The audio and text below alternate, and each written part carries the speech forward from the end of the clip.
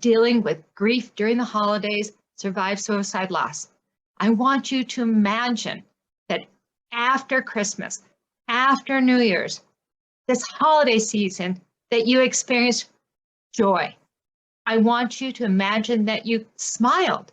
I want you to imagine that your loved one or your family members notice your peace. I want you to imagine that you sleep through the night. I want you to imagine your anxiety is reduced or completely gone. Imagine you are healthy and happy. People are going to notice that you are moving through your grief because of what you learned in this summit. You will look in the mirror and see yourself differently. You will notice your progress. Type in the chat box if you would love to be happy and not feel guilty. Yes, yes, and yes, thank you. And you're going to be wowed. This weekend speakers have helped thousands around the globe. These speakers are suicide loss survivors like you. They share their stories of hope and inspiration on the stage, in their books, and on their podcasts. They volunteer their time to the American Foundation of Suicide Prevention, are licensed mental health professionals and passionate about helping others. Now, let me introduce you to Allan. Allan is a mental health advocate, international keynote speaker, and best-selling author of 4 books. He's one of Canada's most sought-after speakers when it comes to the topic of mental health and wellness.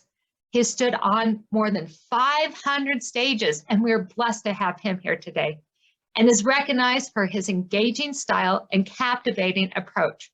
Allan uses humor and compassion to create a safe space where people feel seen, heard, and supported.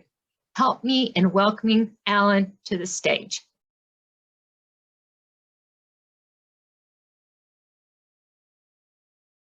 Hello, everyone. I'm Denise O'Malley, and it is absolutely my pleasure to introduce you to my friend, Peggy Green.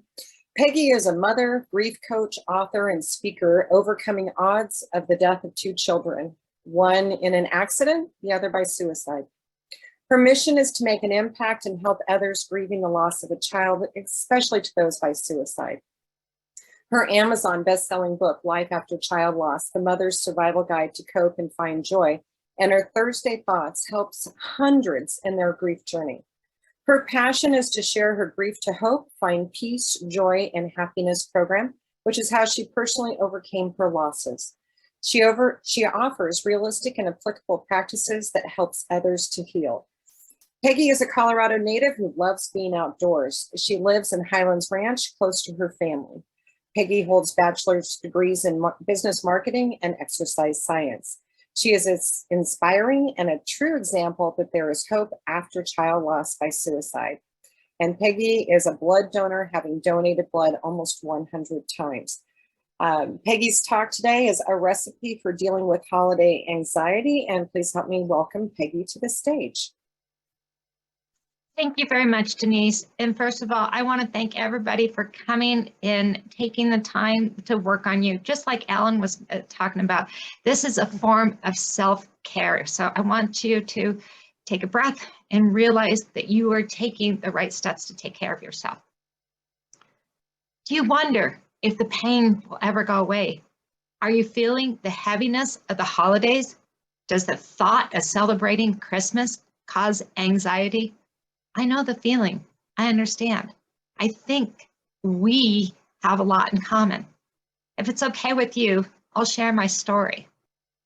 While driving home in rush hour traffic on a Friday afternoon on a cold Colorado winter day, much like it is today, I was lost in thought, thinking about the coming weekend, and Christmas, which was just a few weeks away. Christmas is my favorite holiday. I love the lights on the houses, the highways, homemade cookies, Swedish tea rings, and having my family together. My thoughts were interrupted when my phone rang. It was my daughter, and it was quite common for us to talk while I was driving home from work. Her usual greeting was, "Hi, Mama." But on this day, something felt different. I pulled off the highway, and the words that she could barely utter are forever burned into my memory. She said, I don't know how to tell you this, but Connor is dead. He killed himself. You see, Connor is my son. Connor is my only son. He was just getting started in his life, his career. He was only 24 years old. I screamed at the top of my lungs, gripping the steering wheel so tightly, my knuckles turned white. My breath was taken away. I yelled, "Oh God, why? How could this happen? How? How could I survive the loss of a second child?" This took me to my nightmare of 27 years earlier when I lost my firstborn. A parent's worst nightmare is to have a child die before them. It is not the natural order of things. Type in the chat box if you find yourself thinking the same thing.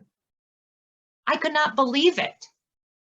And once the shock wore off, I don't know how long, I don't remember, but I came to terms that I survived the loss of one child and would and could do it again. And with the loss of my first child, I looked everywhere for help and resources and could not find them. That's 30 years ago.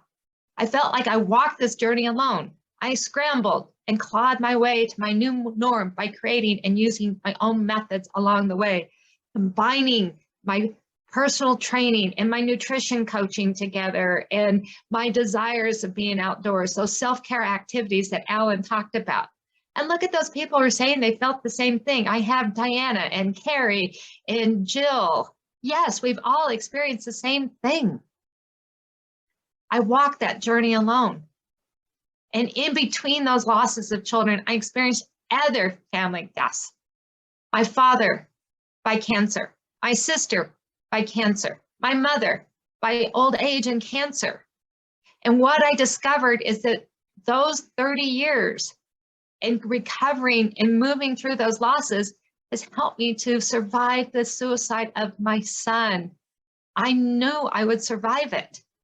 But in the moment, it's not easy to understand why. Why did my children pass so long? Why did it have to be cancer? Why, oh, why? I couldn't answer that question, but it's now been revealed to me. And really, God is preparing me to face this loss by equipping me with all those things I experienced before. And let me clarify, God is not responsible for my losses. However, He has given me the strength and courage to overcome this tragedy and this heartache. I can say I've been able to move through my grief. It's not always been pain-free and easy. It's not an easy journey. It takes time, it takes effort, it takes work. The ratio of sadness is no longer 100% sadness and 0% joy. Now it's closer to 5 or 10% sadness and 90 to 95% joy, because that's what it's called to be a human. Human beings are meant to experience emotions, both good and bad. But I feel like I'm human now, a balanced human. I enjoy spending time with my family without guilt now.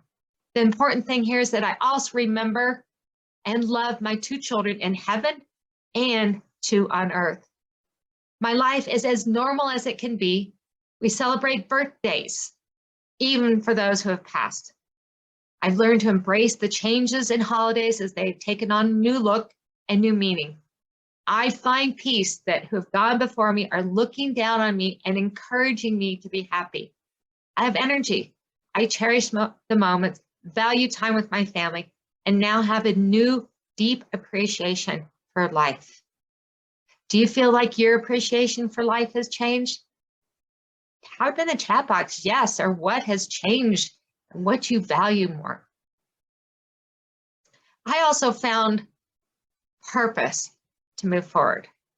I now help women move through physical, mental, emotional, and spiritual suffering caused by child loss. Yes, India, you said you've been shifting your perspective.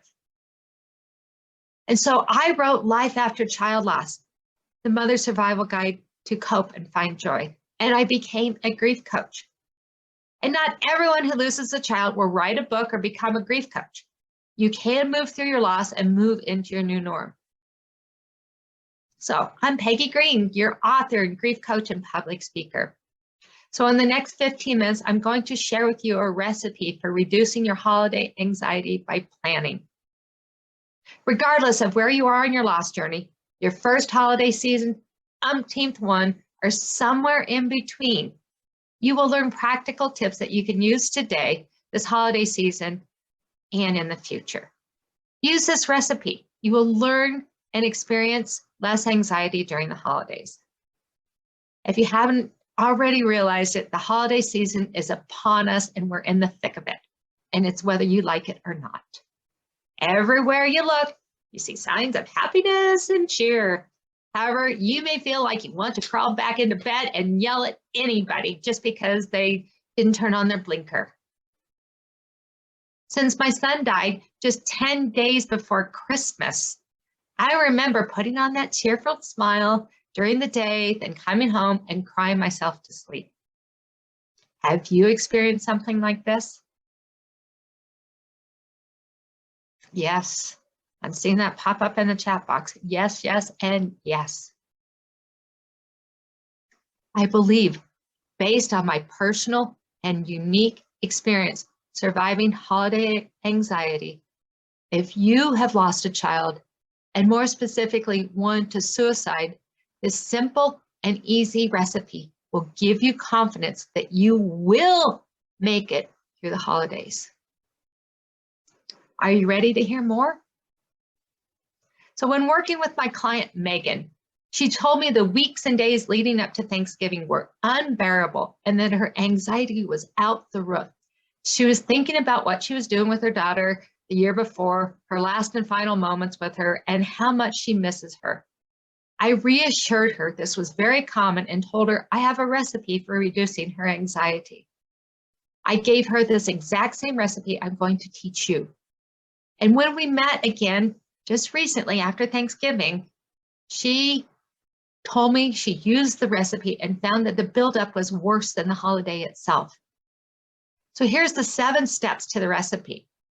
1, recognize the holidays are different without your child, without your loved one.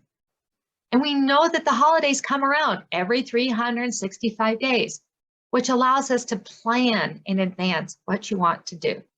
Do not wait until the last minute. If you decide not to celebrate once you've made that decision, it's important that you share it with others. Is this something you have been challenged with?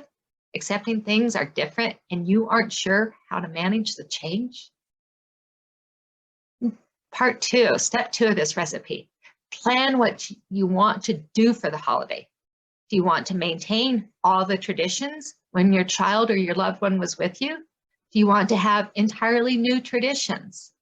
Or will it be a combination of the two that give you the most peace?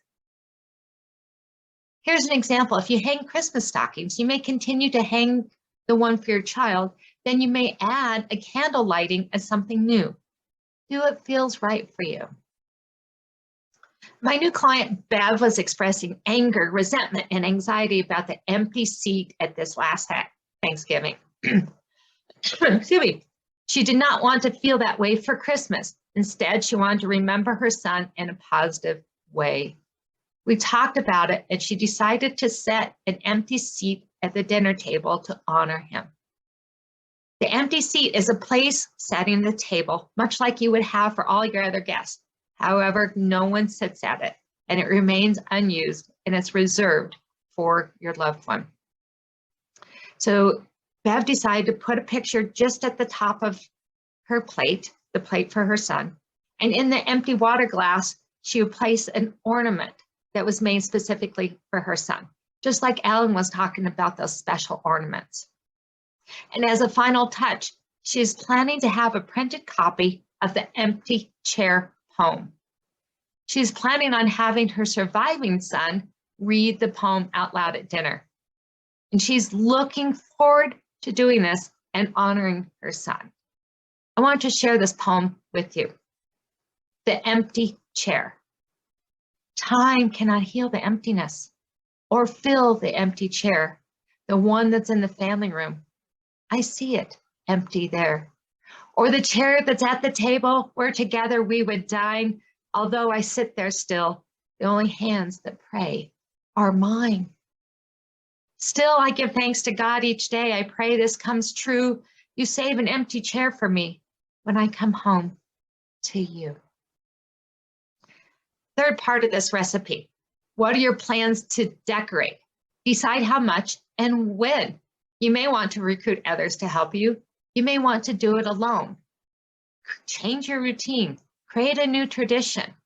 This year, I decided to buy new decorations and changed up how I decorated with the old ones. Part 4 of this, plan the meal. What's on the menu? Are you going to include something that was favorite of your loved one? Make it a potluck. Have others contribute, but planning ahead. And 5, plan what time you start and what time it will end. I find this is very, very important because during this holiday season, it is easy for us to get to that tipping point where we're going to break. If you're hosting the event, tell your guests in advance what time you want them to leave so they're not surprised when you say, this party's over. Or if you're going to an event, give yourself that permission and say, okay, I'm only going to go for so long, and then leave so that you don't push yourself to that tipping point. Part 6, set gift giving boundaries. And if you decide to shop for presents, keep it super simple. That's the KISS principle. Keep it super simple. Instead of a lot of gifts, make it one per person. Or another option is to draw names, make it a white elephant and making it fun. Be sure to make a list of those who you're buying for with a budget. Writing things helps you to be organized. Maybe even consider having someone else do your shopping and wrapping. Do not feel obligated to do it if it's not right for you. And the last part and final 7th part of our recipe is managing your expectations for the holiday. Expectations around the holiday are what you can and cannot control. And if you are trying to control everything, it causes frustration and anxiety. So grieving the loss of a loved one, your holiday traditions could bring up memories that amplify your grief. So manage realistic expectations for the holiday. You can prevent big frustration and disappointment and causing your grief to deepen. And you may even want to change those expectations. Think about this. You may not want to expect to have a perfect family gathering, especially if your family gatherings were never perfect in the first place. Do not expect yourself to commit to more than you can handle. When we take on this busyness, we get ourselves so caught up that we can't function. Don't take on more than you can handle. So along with that, do not expect yourself to run at Mach speed and perform at your usual pace. So these 7 steps will reduce your anxiety. The death of a loved one by suicide can strip you away of that sense of control. Remember, you asked why or how could they do this? I remember those questions at the beginning. Did you have those kind of questions? Answer in the chat box. Did you feel like you lost control? I know I did. Yes, and yes, yes. Did you feel uncertain and afraid? Yeah, friends and family absolutely losing control. So planning what you do, how you do it, and with whom you celebrate will bring back that control. You have control over you. You don't have control over the people around you. So control your situation and your circumstances. Now, while it does not bring back your loved one, it does give you power. So to summarize this recipe, there are 7 steps. 1, recognize, accept the holidays are different now. 2, plan what you want to do for the holiday. 3, make plans for how you want to decorate. 4, plan the meal. 5, plan what time you will start and end your celebration. 6, set gift-giving boundaries. 7, and manage your expectations. As arduous as it seems, you will survive the holidays in one piece. I know I've been there. Because of your grief, this holiday might be too exceedingly difficult. However, you will get through it and come out on the other side stronger than before. It's okay to have a good time in spite of your grief. If happiness slips through your window of grief, allow it to happen and enjoy it. Thank you, Laura. Thank you. I appreciate it. I am happy to share my experience and my tips. You will not be doing your loved one an injustice by feeling joyous. The best gift you can give anyone you love is that of being true to yourself and living your life to the fullest, even as you adjust to the loss and remember your loved one.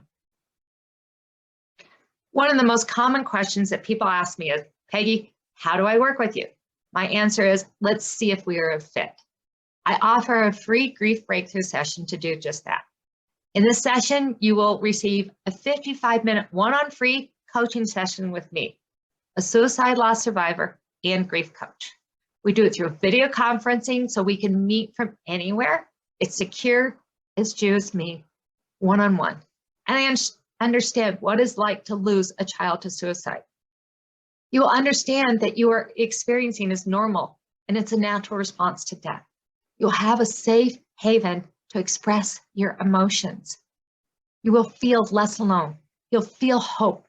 You'll have a recipe to get where you start to get you through your journey. You'll feel confident again and you will find purpose. You can schedule your free grief breakthrough session by visiting my website, thegriefspecialist.com, and that's T-H-E-E. And I say T-H-E-E because the magnitude of my losses, not only have I experienced the loss of my family members, immediate family, but I've lost a niece to suicide. My oldest daughter has her best friend who died by suicide.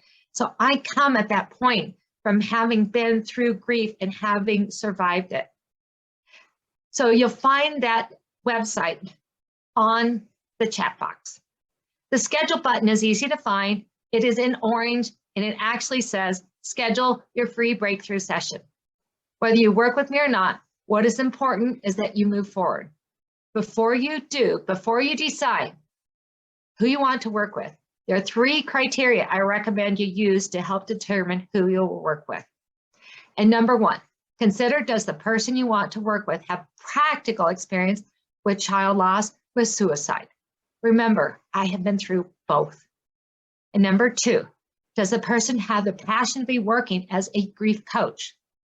I believe lost travelers deserve to have support and guidance to learn to live with joy and grief. Number 3, have they personally used the tools and techniques they offer to you? The tools I share with you, just like this today, are 100% responsible for me being here and able to support you. I know deep and down, those resources I created will work. There's a number of people that put it off, try it on their own. They come back to me later saying they wish they would have done it earlier. And I don't think you want to be one of those. I want to leave you with one last story. After my son passed away, I started posting on Facebook. I was being vulnerable in sharing my heartache, confusion, and despair. However, having the mindset that I am strong and courageous, my posts were not just about grief. They also included my methods and tips on how I was dealing with my loss. There were many people who responded to my posts. They messaged me. They were benefiting by what I was sharing. Some of them talked about their child loss or parent loss. Others include the difficult times they were experiencing, such as divorce, changes in job, and anxiety. It was here through Facebook that I knew I was onto something. I am blessed to have developed the resources to move through my grief. And ever since I was in college, I've understood the importance of having a coach, whether for sports or business. And when Connor died, I hired a coach to help me. They inspired me to write my book, Life After Child Loss, and be here to develop my grief coaching program. This was huge in my personal grief journey. And sometimes we can all get stuck in our grief. We don't have to do it alone. and it takes a coach or mentor to move us along. I can be that coach for you. I can be the one to bear witness to your loss and get you to where you thought you would never be again, which is peace, joy, and happiness. Okay, and thank you. So I want to welcome India Celeste. India is the founder and publisher of stress management site. It's called MadamUplift.com, and an active volunteer advocate for the American Foundation of Suicide Prevention. She became a certified suicide interventionist by Curtin University after the suicide of a younger relative in August of 2020. She is currently enrolled with the National Academy of Sports Medicine to design fitness programs that target stress. Today, she'll be talking about this part is about you. Welcome, India. Everybody give India a great big welcome in the chat box.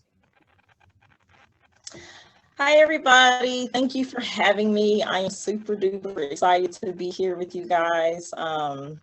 This is very important to me, not only as someone just to speak to the community, but again, I have experienced personal loss, not only through suicide, but other, you know, just random death and things that occurred over the last 2 years that could really build up stress, which is what was the catalyst to doing what I do now.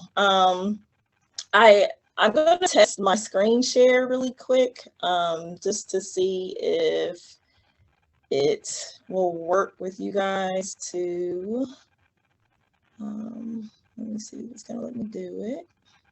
Share. And are you guys seeing my screen? We are. I don't have the chat. I don't have the chat up, so I hope you can see it. Yes, Okay. we can see you here, India. Perfect. Okay, great. So I kind of made some slides just to kind of, because what I'm going to talk about is combining the emotion and the science with what everyone goes through with grief and stress. And so it'd probably be easier to talk that way for you guys. So I'm going to put it on screen share just for some of the important sections. And then we'll get started. All right, let's see here if I can move this little thing out the way. Give me one moment, slides. Let me get that to open up for you. There we go.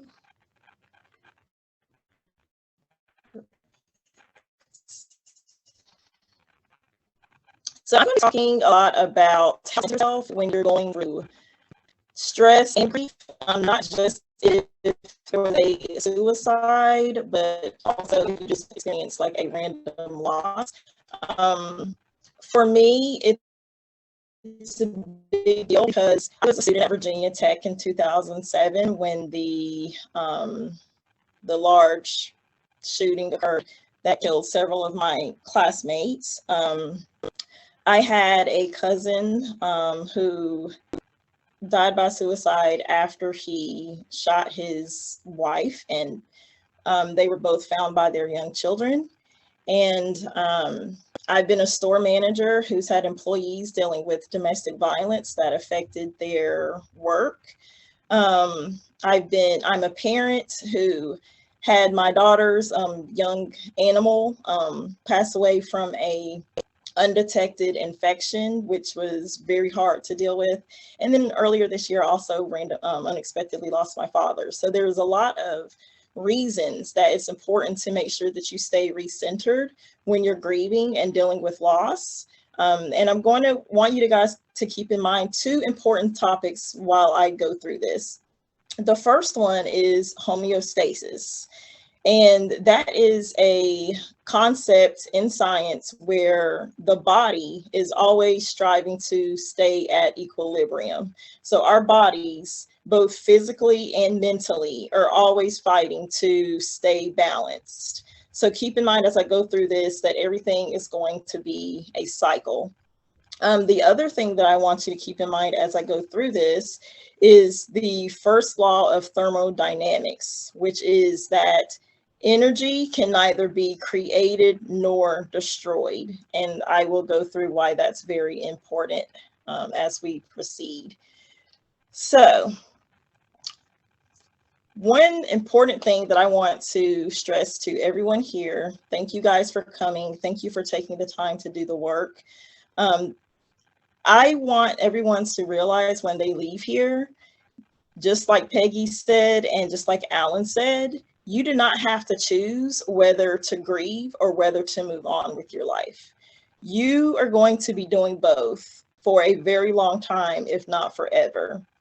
So the key here is to learn how to have the two coexist without completely giving up your identity due to the anger that someone else is gone, or due to the sadness that you couldn't stop it, or to just the lack of energy from trying to overcome your feelings. So if you don't leave with anything else, leave with that you're going to be grieving for a very long time, and you do not have to choose whether to grieve or feel guilt over creating happiness in your life. A very important model that has helped me through cognitive behavioral therapy. And just so you guys know, I will have all of my resources available for you at the end of my talk by email. So I will put that up for you if you want to do further research. But an important model that has helped me is the ABC model by Albert Ellis. And Albert Ellis basically created the techniques we use today of cognitive behavioral therapy. And what the ABC model does is it basically, I'm going to paraphrase, tells us that triggering events alone do not cause emotional response, but beliefs about the event do.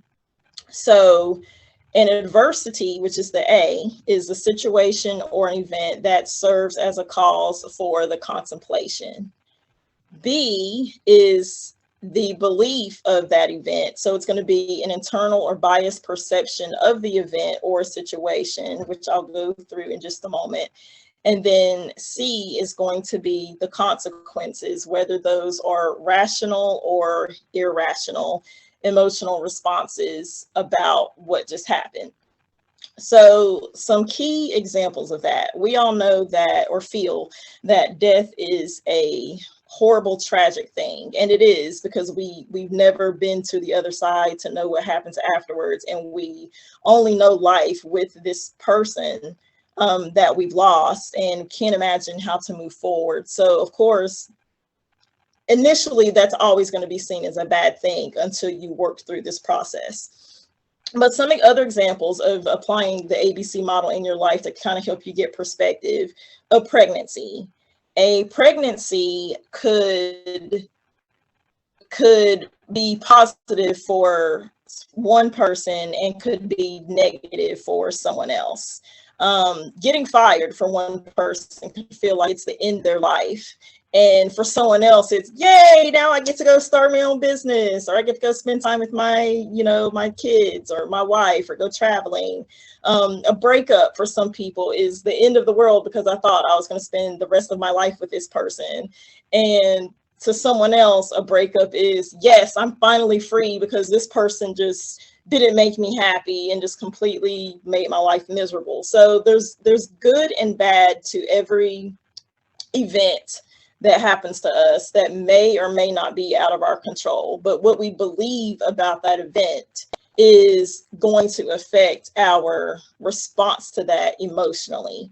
So in the concept of death and suicide, initially it is going to be a horrible, bad thing. But as we work through this process, you can begin to put together pieces to kind of help recenter you into a different mindset that allows you to take your life back. Another thing that I want to talk about as we move through empowering your grief is something called resilience, which Allan talked about. And resilience is developed by a concept by Dr. I'm just going to leave it here for just a sec so you guys can see. So resilience is a concept researched in 2002 by Dr. Karen Rivich and Dr. Andrew Shate. And what that says is that healthy people are emotionally aware, they exhibit flexible thinking, both positive and negative, and they have realistic optimism. So what that means is there is no one way of being positive, meaning there's a lot of terms out there right now called toxic positivity or tragic optimism. And usually people bring up toxic positivity or tragic optimism when someone's saying to them, you know, try to look on the bright side of the situation, or they say, you're going to get through this, try to push past it or try to find the positive. And a lot of times people consider that to be toxic because they're not ready to change a perspective, or they need more time to sit in their feelings. And that is a good thing, that you need more time to sit in your feelings. These doctors and researchers have found that people that are actually healthy do acknowledge their negative feelings, and they can say, I'm not feeling good today.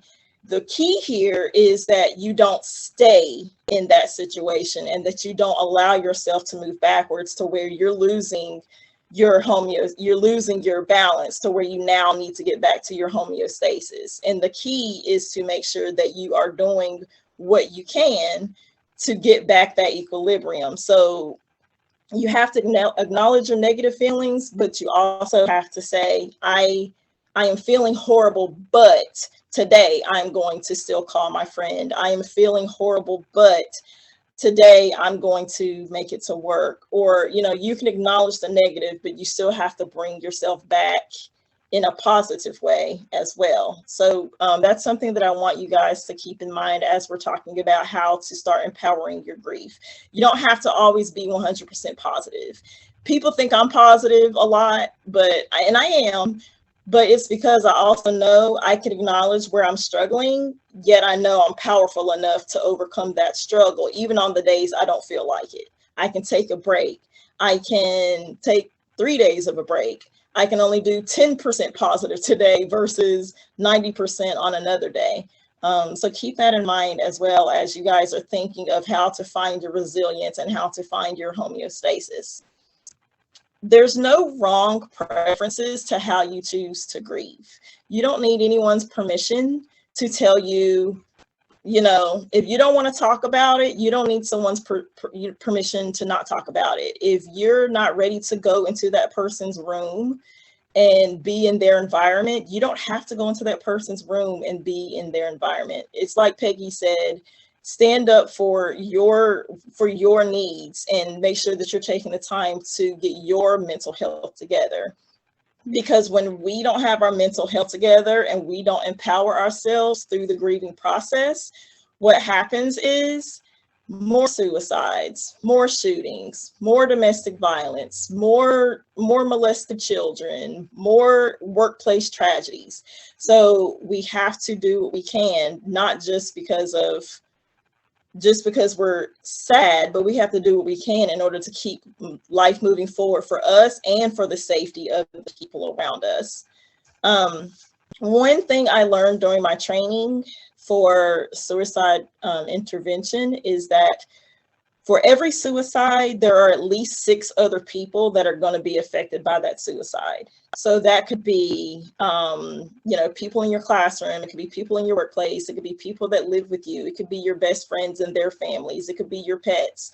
So you alone, you know, you're feeling your grief, but there's also other people that are coping with their grief as well. And it's very important not to isolate, which is where we're going to move into the next section, trying to make sure I get it all in time. But as you give yourself permission to empower your grief, you want to move and shift into mental reprogramming. And what mental reprogramming basically is I'm going to share this for you guys too, because some of it is, I know, scientific and you might need a little, sorry, hold on one second. I think I ruined it. Give me a moment. All right, so sharing yet? Did it come up? I'll try it again. I think you got it right there. There we go. Okay. So, sorry guys. Trying to shift around here. Okay, so as I pull up, mental reprogramming involves, here we go, cognitive restructuring.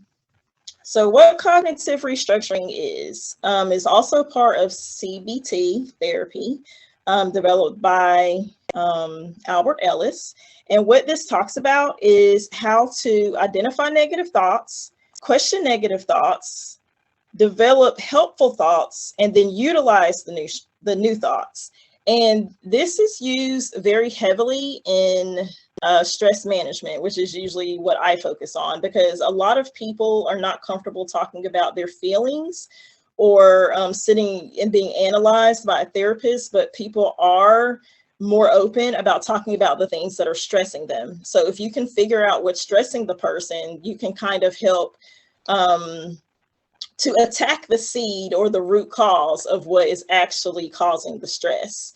So an important part of identifying negative thoughts is to overcome what we call cognitive errors. And a cognitive error is something like generalized statements or statements of fear of failure, statements of fear of success, statements about self-defeating prophecies. Like, have you ever had a friend and you're, trying to encourage them to do something that you know that they're good at, and you'll say, oh, you should really start this business, or you should really talk to this person, you'll be really great at this. And they say, well, no, I'm too big, or, I'm never going to get in shape, or, I'm just not a good person. I'm so stupid. I'm not smart enough. So when you make these kind of statements like that, what you're doing is you are allowing negative seeds into your universe. So remember, again, the concept, first law of thermodynamics. Energy cannot be created nor destroyed. It is simply transferred into another form. So now, instead of us having a mindset of bringing in and releasing good energy, we are now inviting in and creating energy that is detrimental to our overall goal, right? So instead of just accepting I'm stupid, okay, let's take this back to what we did previously. I'm stupid, but I really want to know how to do X. So I'm going to learn how to do X. Or you can say, oh, I'm not in enough shape. I'm not in enough shape, but I can get into shape by changing my diet, or I can get into shape by changing how I'm getting rest. So what you need to do, you have to question, why are you having these negative thoughts about yourself? And is this belief true? A lot of times we think that we know the future, and we think that we know there's going to be a negative outcome, but we really don't have any proof that there's going to be a negative outcome. And we just completely block out the fact that this could be a positive outcome, that we might actually get what we want out of the situation. But we forget to define what it is that we actually want. And we let these thoughts tell us, I'm not going to get that. But if your thought was saying, I'm going to get that, I don't have what I need right now. And I literally have to do this every day. As a single mom, there are so many things that I go through. Sometimes it really requires reaching out for help. And sometimes it really involves me having to reverse negative thoughts. And I literally do this. I'll say to myself, you know what? I don't have this today, but I'm going to work on this today to maybe get this tomorrow, or maybe get this next month. Or I can say, I don't feel like doing this today, but I can do this instead, which is still towards my goal. So I'm going to do that. And you just want to keep yourself not sitting in that negative, but you also have to bring in that homeostasis a little bit back to positive. You have to change and transfer the energy that's moving you backwards to the energy that's moving you forward, because you want to identify with the person you want to be versus the person that you feel bad about being. So keep that in mind as we continue to move through this. Keep thinking about when you feel a cognitive error coming up in your mindset that says, nope, but instead try to reverse that. Mantras for me are a really big deal. You don't have to be a spiritual person to chant mantras. You don't have to believe in God or one religion or the other. It is literally you using your own power to shift your universe into the universe that you need to see. And again, this is something I do all the time, especially during grief or when I'm really stressed out about something that was heavily disappointing. Mantras that work, that help me shift my focus, some like, I suffer no more. I can transform my life and the life of others. I am working towards the person that I wish to be. People want to help me.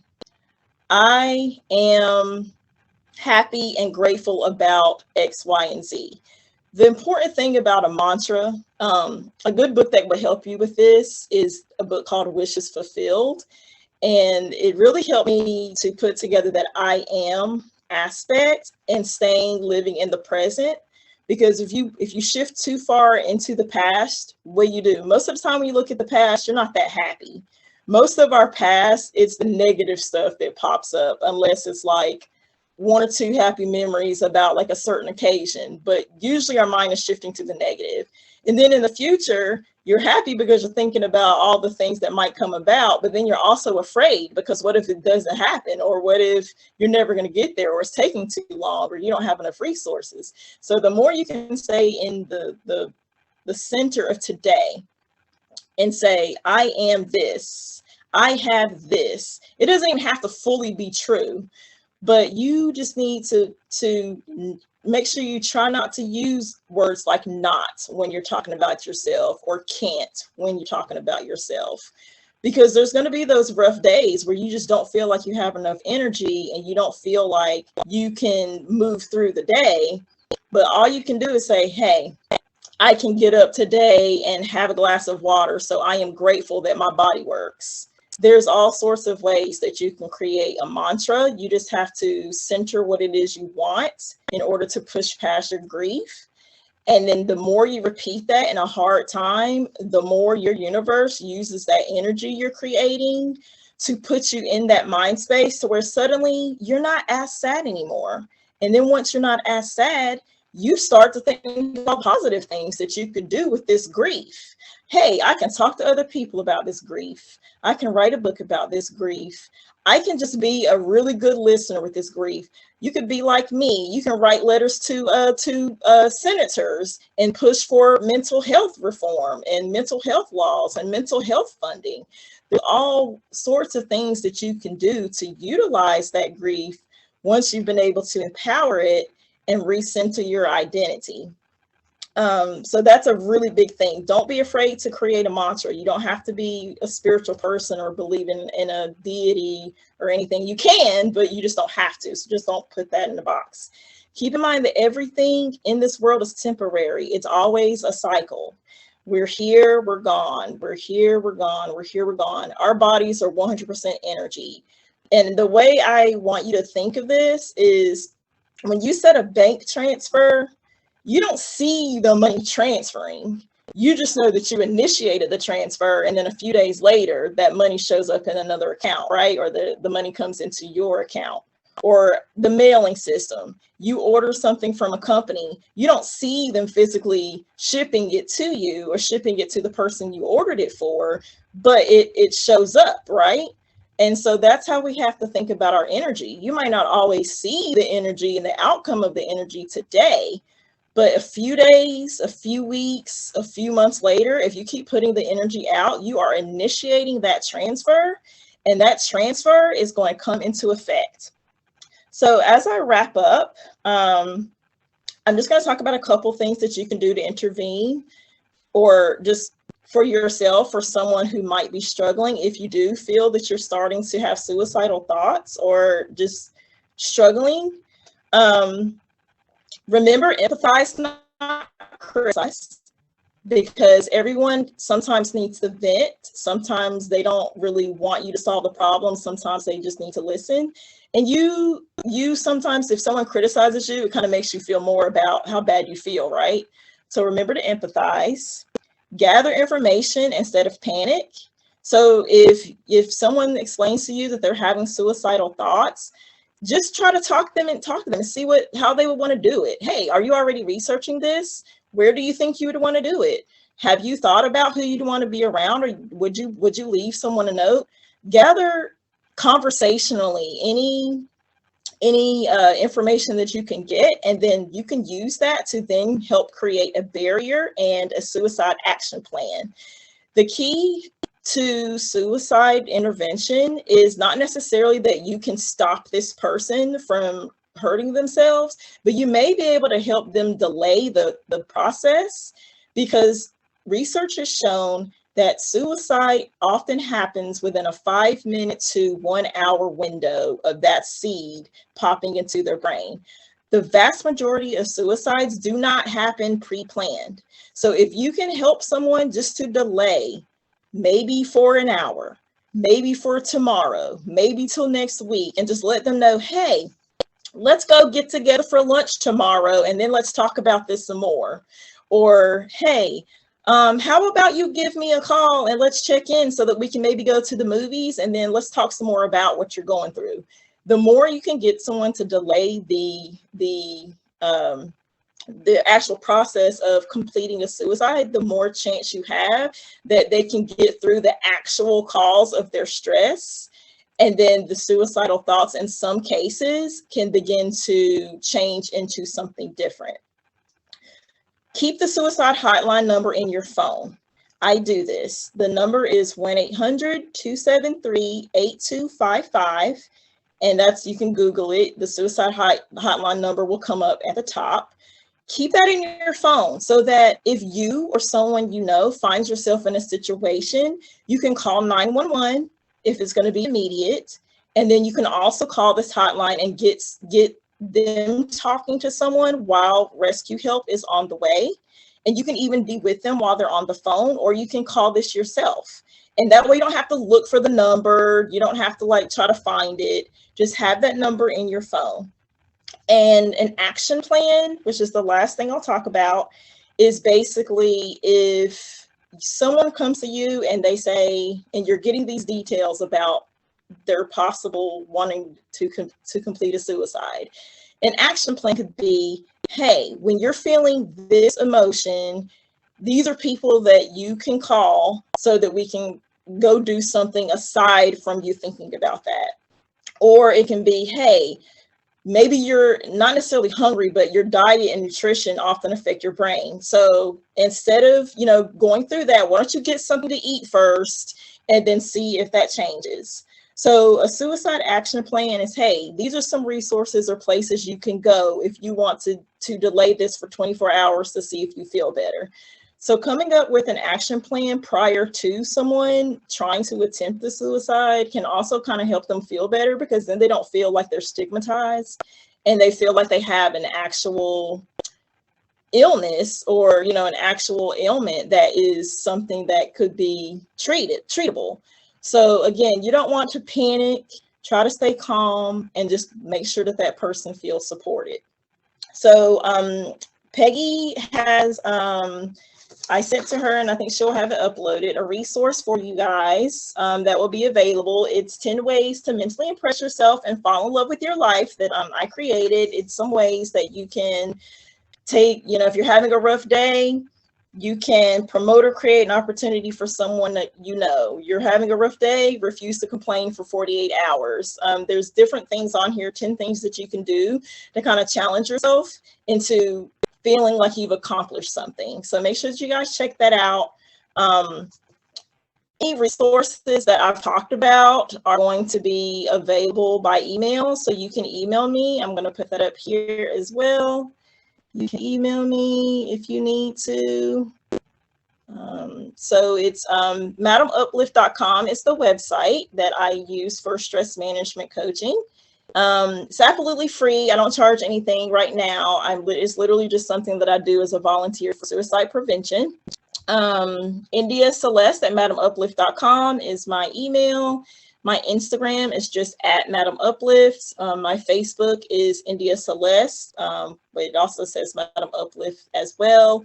And again, if you want more information on any of the principles that I've talked about, or the books that I've used, or the sites that I've used for this research, anything like that, just shoot me an email and I will get that to you as soon as possible. Thank you guys so much for the time. I hope I didn't go too fast. I just wanted to try to squeeze in as much as I could. So Jill is the founder of Aftermath of Suicide. And after her son's death on December 27th in 2014, so we both lost our children in December. Mine was December 14th and hers was December 27th. She began that very lonely and dark journey that triggered depression, passive suicidal ideation, and PTSD. Now she is a mental health advocate. Her intention is to share her story and the lessons she's learned and what she did to stay alive, to bring awareness to the signs of depression in children and what others don't suffer, and what others who don't suffer can do to help those that do. Untreated depression is the #1 cause of suicide. It is the only illness that we blame the person who has it. There is nothing like having someone who can relate to and knows and understands the pain. There is a difference between real, raw experience. And like the rest of us, she doesn't have that PhD, but she does have those life experiences. So if everyone will give a nice warm welcome to Jill in the chat box, say hello, we'll let her take it away. Hi. Thank you, Peggy, for inviting me. This is such a important topic, as we all know who are connected, and I call it being in this club that none of us want to be in. And you start to notice this when you meet people that don't have any clue about suicide, right? But I want to thank those for joining, and good morning, good afternoon, depending on your time zone. You know, December 27th, as Peggy mentioned, it'll be 7 years that my son took his life. No one saw it coming. He never threatened before. He never tried it. So it was a tsunami that hit us, and I was out of state with my then husband. So you can imagine getting that text message that came through from my son and not being home. I was 8-hour drive away, and it was grueling. But I can only tell you that what happened to me, and why my story may be a little different, maybe not than anybody, but most, it triggered such severe depression in me that I was passively suicidal, meaning I didn't want to live. I didn't want to wake up. I begged God, please, to not wake me.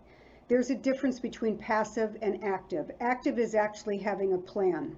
You know, I'm going to kill myself tomorrow, and this is how I'm going to do it. So I knew immediately that I needed help. This is way too large for any of us to do on our own. So I immediately, found a therapist. But I have to say, the right therapist is key for you to getting better, because a lot of times, right, India? A lot of times we can find a marriage counselor, and I'm not saying they're not good, but if they don't understand grief and maybe even suicide, loss, or suicide, it is the key really to getting well. So I knew that I needed somebody great. I found a phenomenal therapist, and for me, I needed meds. I'm not pushing that on anybody. It's not for everybody, but for me, it saved my life. So with that said, 6 months after my son took his life, my then husband left me by a text message that he was leaving the marriage. And that was another shock to my system as I'm trying to grieve through 6 months mark of just my son, which, you know, you're in shock. The first year, you are in shock. And now I get this other shock. So with that, it put me into a spiral of a breakdown. And because I answered these two questions, which one was, do you have a gun at home? And do you have pills at home? This was what they asked me when I was in the emergency room. I answered yes to both, but not meaning that I'm going to use those. Because I answered yes, I was put into a 72-hour watch in a, not a psych ward, but it's a place where, you know, people go that are either overdosing or whatever. That was an eye-opener for me, because truly I really didn't belong there, and the psychiatrist who handles everybody in that facility knew that. So I got out in 2 days instead of 3. After that, of course, I had the breakdown, and 3 months later I had to have a hip replacement. So in 9 months, I lost a marriage. I had to leave a home. My son took his life. I had a major, you know, surgery. So that is a lot for someone to handle at one time. And so I'm coming to you from a place of not only the loss of a child, but suffering with depression. Now, I did not have this prior to my son taking his life. It triggered severe depression, PTSD, which I still have, by the way, and panic attacks. And so all of that was, you know, it took me, I would say, a good, I'm going to be very honest with you, a good 2 years to actually get myself up and over that hump of just really not wanting to go on to the next day. Every corner where we lived was a trigger, right? I went by Mike's high school. I went by this. We ate there. It was just constantly in my face. My son took his life at my dad's grave, which was he's buried at a Veterans Memorial Cemetery, as my son was a veteran. He served 2 deployments in Iraq. And 11 months before my son died, his chaplain took his life. So my son had compounded grief, but he also suffered with depression at the age of 6. Now, back then, what did we know 30 years ago about depression in children? And who even thought that a child could be depressed? So my son's, you know, the way it came out in my son was irritability, impatient, kind of angry. Those are all signs of depression, but we don't know that. And especially when it's a boy, you just think, oh, he's just a boy. You know, boys have that kind of energy. And so I knew there was something not right, and we had gotten him some help. But again, as your child ages into an adult, you cannot make them go. You cannot make them get help if they don't want it. And my son was a Robin Williams, so he was the type that, you know, covered it with being funny. And he was the funny guy, and he was the go-to guy, and everybody gravitated to Mike. They all wanted to be around him. And so, right, you know, after he turned 30 in November, 5 weeks later, my son takes his life. So, and, you know, I guess I'm thankful to say that I got a message. I got something. Usually you don't. Usually they don't give, you know, here's a note, because they're not thinking about you. And it's not that they don't care about you, but at that moment, with the loss of that hope, like India says, within 5 minutes to an hour, it's when it happens. There's something in them that just, that loss of hope, they can't see any other way out. And they didn't really want to take their life. They just wanted to end the pain, right? We hear that. And so if you don't mind, I'll read to you my son's text message. It came through at 9:02 a.m. on on Saturday, December 27th. And I was with my then husband at his family's house for Christmas because his mom had lung cancer. And I thought, let's go there, you know, we may not have her next year. That's who I am. I always make sure that I'm considerate of other people. Little did I know, it was my son's last Christmas. And it was my son's last Christmas that I wasn't there. It was the only time I didn't spend Christmas with my kids. So you can imagine the guilt, right? That's one of the 7 stages, is the guilt that you put on yourself, the guilt that I felt for not being there. Had I been there, you know, I could have stopped Mike, because he came over to my house that night and slept at our house. And my daughter, of course, felt, I have an alarm, and somehow she didn't hear it, but Mike undid the alarm and he left at 8 in the morning. So, the text comes through, and I just jumped up off my chair, because I knew that my son meant this. This was not just a cry. He didn't do that. He says, I'm going out to visit Pop, but I'm not coming home. I have struggled with depression all my life. I just can't take it anymore. I'm sorry. I'm so sorry. I'm so selfish in my decision today. I can't bear it anymore. Please ask God to forgive me and my actions today. I went to church before I came out here and asked myself, but I don't know.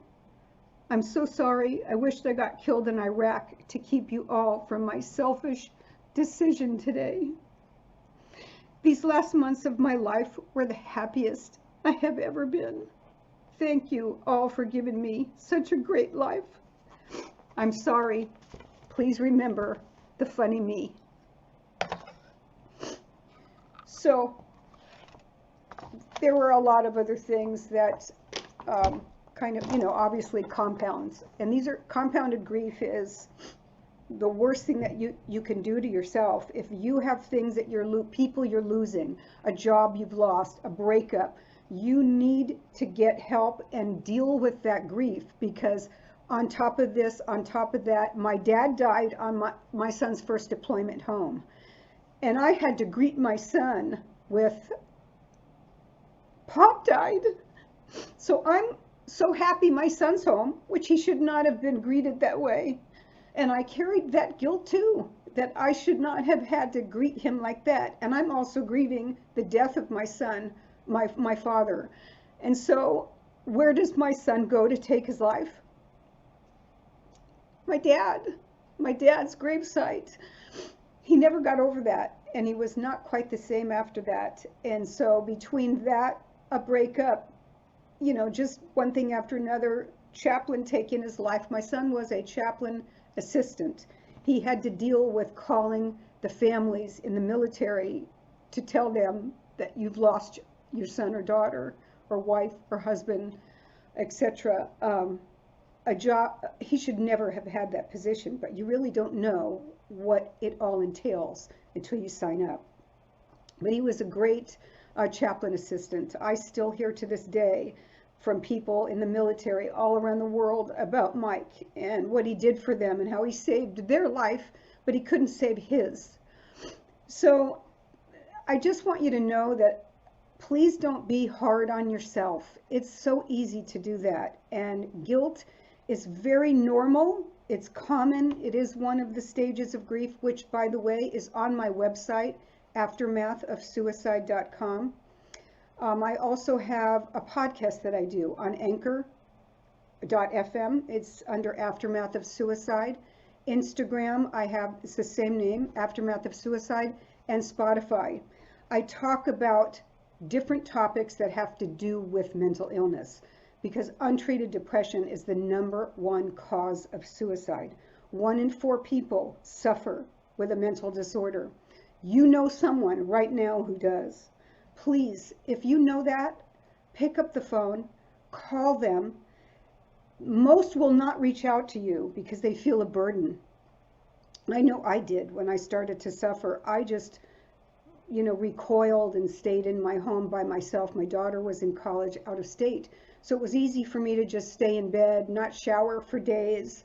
I was seriously depressed. And, so it takes, when people do reach out, you actually believe these people care about me versus I'm going to call them because I need help. That doesn't usually happen. Even if you say to people, call me, I'm always here for you. We just don't want to because we don't want to bother you. So you know, I felt that I needed to pay it forward when this happened. And it took me, oh gosh, I would say 3 years to start to come out of the fog, as I call it, when the reality hits you and everything's set in and this is real.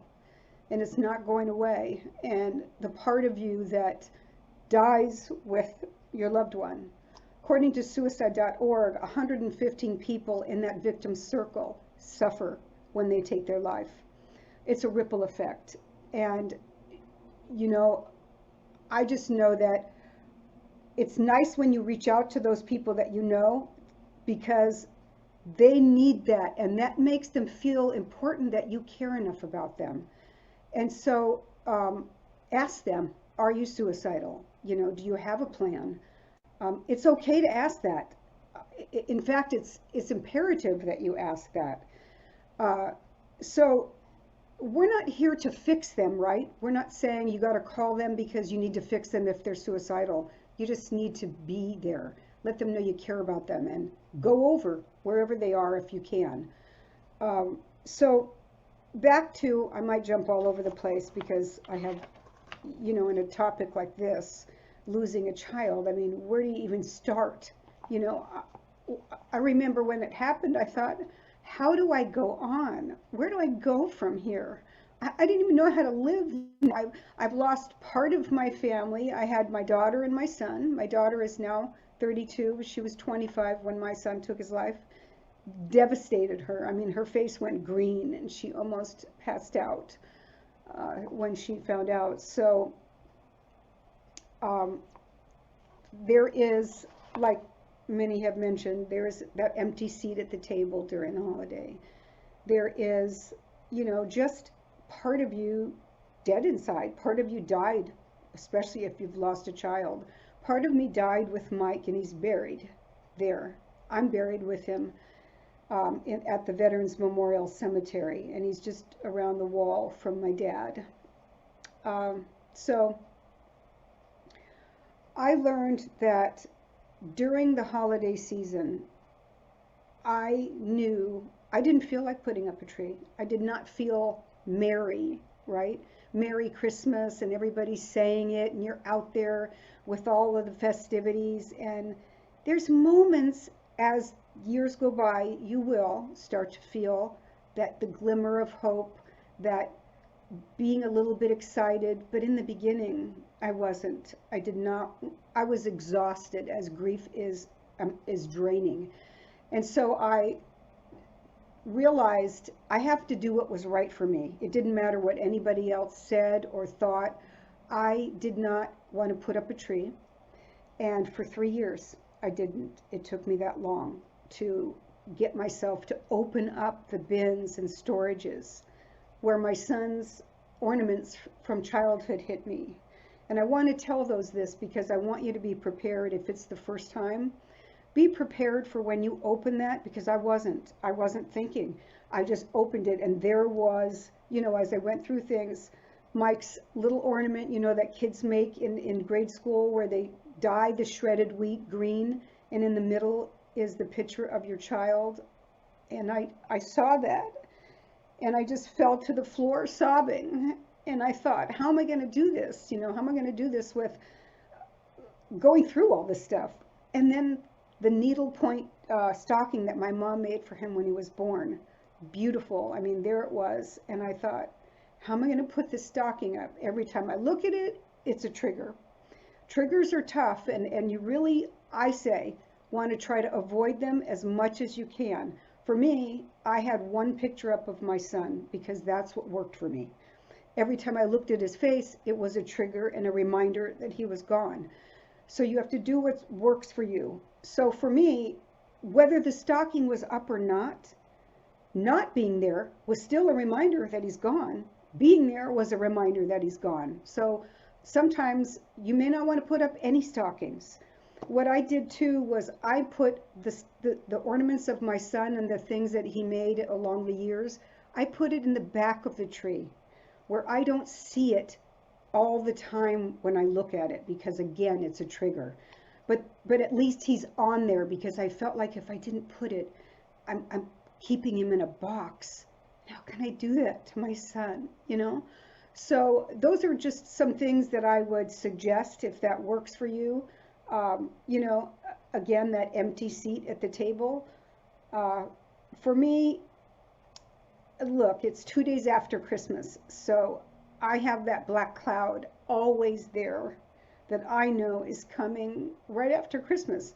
So it really dampens the holiday for me, and I try really, really hard to force myself to be in the spirit. I have Christmas music on, and I, you know, all those things, and I loved all that. I mean, I loved this time of the year, but it's so hard when you've lost someone during the holiday period. It's never a right time, but that's even makes it worse. So, you know, I do, on my site, I do offer grief counseling. And because I've lost a child, I can definitely relate to those that have, or even a loved one from suicide, because it's a completely different type of death. And again, finding the right therapist is key for you. And if you decide that, you know, you feel that I might be a match for you, I offer the first hour free to you. And I will also send you my book. It's on my website, but it's, can't see it maybe, kind of glary. Overcoming a Life Destroyed is what I named it. And you can see the picture of the storm, and I was drowning, because I really was drowning. That's how I felt. I could barely stay afloat. So I offer that to you for free. And for those that do want to purchase my book, if you'd go to my website, all the proceeds from my book go to the Wounded Warrior Project and Tunnel to Towers to help our veterans and our first responders. And trust me, they really need our help. I mean, they come home without limbs, their spouses left them, and they are suicidal. So please, I'm on Amazon, but they take 45% of my money. And so if you buy it on my website, aftermathofsuicide.com, all of the proceeds do go to those two causes. But real quick, you know, I did want to touch on eating healthy, as India mentioned. Eating healthy is so important to you, and I've been an advocate of that for many, many years, because it will make you feel depressed and sluggish. Avoid alcohol. That's a depressant. You wouldn't put cheap gas or oil if you had a Ferrari, would you? So why would you put that in your body? Your body is, I mean, it's your, I call it, it's your sanctuary. It's your vehicle through life. And another thing too about mentioning the story about the parents, where the daughter or the family member blamed the parents for the suicide, you can only change you. And when you change you, people around you change. I'm a big quote person. I am an advocate. You will see them on Instagram. I'm a motivator. I've been in sales all my life. And so, you know, Dr. Phil says, we teach people how to treat us. Take a good hard look in the mirror. So please don't be a doormat and a punching bag for anybody, especially if you're going through anything like this, because you need to give to you before you could give to anybody, especially if you have other children or elderly parents to take care of. You know, so, you know, make sure that you put good food in your body. One of my podcasts on Anchor is called You Are What You Eat. And your diet is not only your problem, but it's your answer. So think about that. I'm just gonna real quick, do I have time, Peggy, to read real quick this poem? You have about 3 minutes here, Jill. Okay. It's in my book, and I came across this in one of my support groups, and it was by a woman, Beverly Levin Copeland, and it's in my book. It's called The Whole Family. My family has a hole in it. My whole family has a large, gaping hole. No one can fill the hole. No one can enter the void. No one in my whole family. My whole family goes on. My whole family goes forward. We struggle to remain whole, but the whole remains. Sometimes the whole pulls us closer together. Sometimes the whole separates us. Can our arms embracing each other diminish the whole? When someone says, "Is your whole family here? Do you want to take the picture of your whole family?"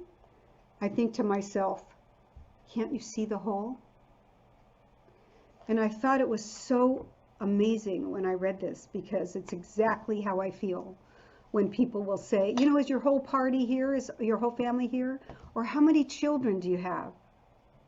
And the first time I had to answer, I had 2, but I only have 1 now. There, you know, it's a lifelong work with something like this. And I mean, Mike will always be gone, right? From everything, my daughter's wedding, it will continue. And so you have to learn how to really give to yourself. Give to yourself. My therapist always asks, what are you doing for Jill today?